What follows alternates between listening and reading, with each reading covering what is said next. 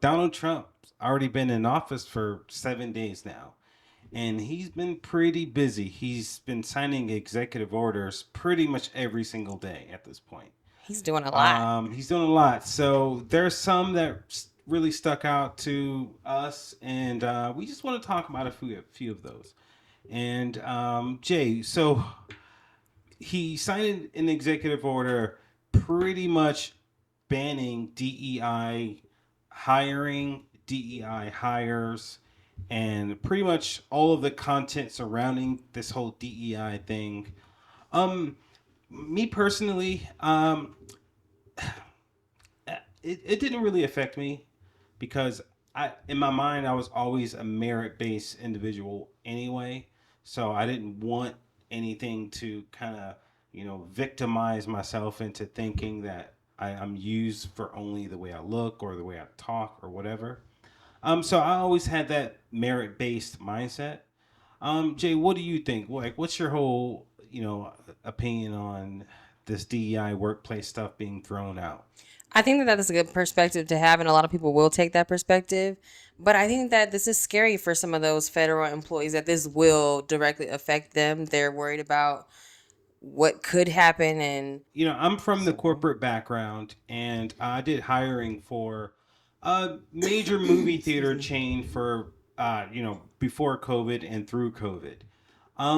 And a lot of the DEI stuff was present in the hiring process.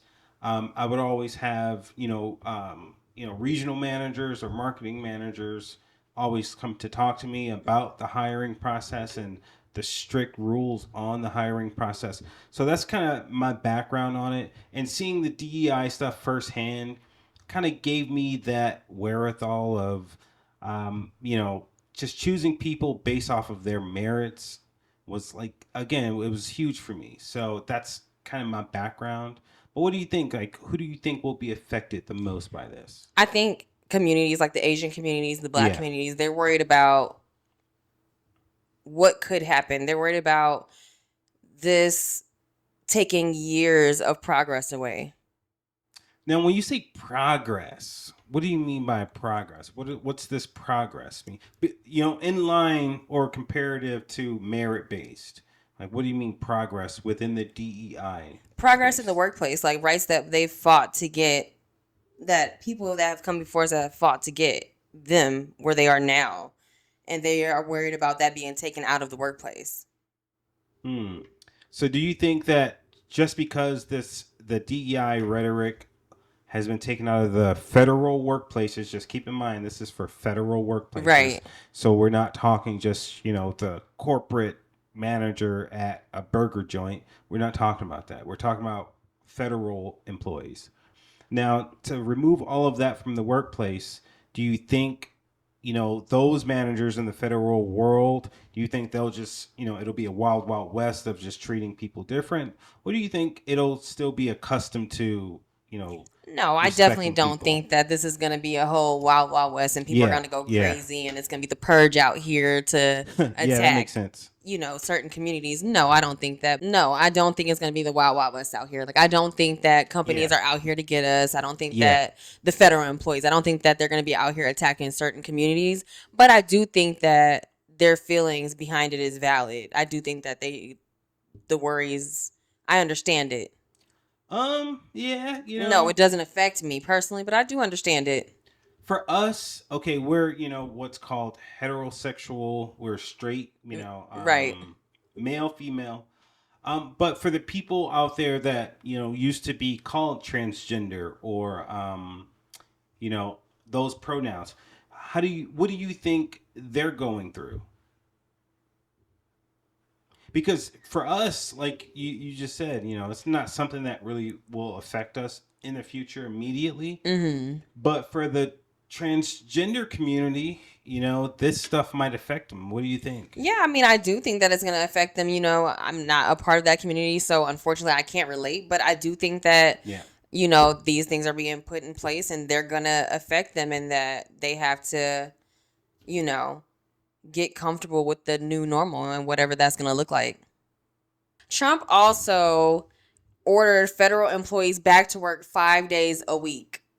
I think that that's a huge one because I think that so many people got used to being at home and working from just working remote, not necessarily at home, but Yeah. just working remote, being able to travel, being at home, just being on the go. I think Oh, that's a huge wow. deal. Wait, so what was the work week before that executive order? It was 5 days, I'm assuming, right? Because if it was, Oh, let's say, wait, hold 6 days, because the DMV my is bad. I'm open. thinking it was saying that they can't be remote. I think that's part of the same package, but Oh, okay. it's still this whole thing about being remote. But back to work 5 days a week. So like the DMV was open 6 days a week. So does that mean that they're back to 5 days? The post office was open 5 days a Right. week as well. So does that mean they're back to 5 days? So he Also, pretty it's a much good just thing. he just cut back on a lot of federal employees' hours, if that's the case, because now that's really cutting into their paychecks, and you don't want to cut into people's paychecks. So he's getting a lot of heat for a lot of these executive orders that he's been just signing willy nilly. Like just do it, I think that one's Mr. all Press. perspective then. It's perspective. It For sure. depends. It really For sure. depends. Because right here it says among the executive orders Trump signed in a flourish in front of cheering crowds was one mandating that the federal workers return to their offices 5 days a week. Right. So then we were going back into the office. Yeah. So So that's why I'm like, that's a big deal because I know a lot of people, that got so used to being remote that do not want to return to the office. returning to the office kind of, could break people's spirit as well, Mm-hmm. especially if they've been working remotely for the last 5 years.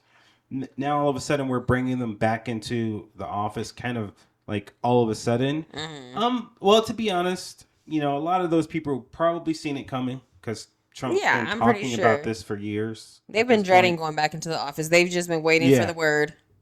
Yeah. And so here's another tricky one. He also wrote another or signed another executive order pretty much ordering federal hiring freezes. Mm-hmm.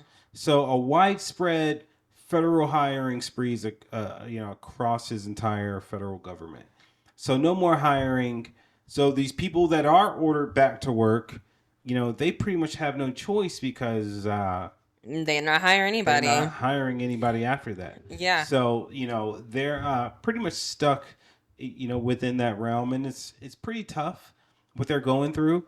But with the hiring freeze, all the people that was in training for these federal jobs, all these people that's in school for these federal jobs, Yeah, the order all of suspends that's done. The order suspends hiring for new positions and opens ones. It includes exceptions for posts related to national security and public safety, as well as the military. Military hiring freeze. Wow. So no more new recruits. Well, hopefully Trump knows what he's No, doing. it's saying it has exceptions. Oh, okay. That makes Yes, sense. for That sure. makes way more sense because I was like, what? But yeah. So also, Trump rescinds a lot of executive orders that Biden, signed over the last 4 years. So that's a pretty big deal. So these last 7 days for Donald Trump has been extremely busy.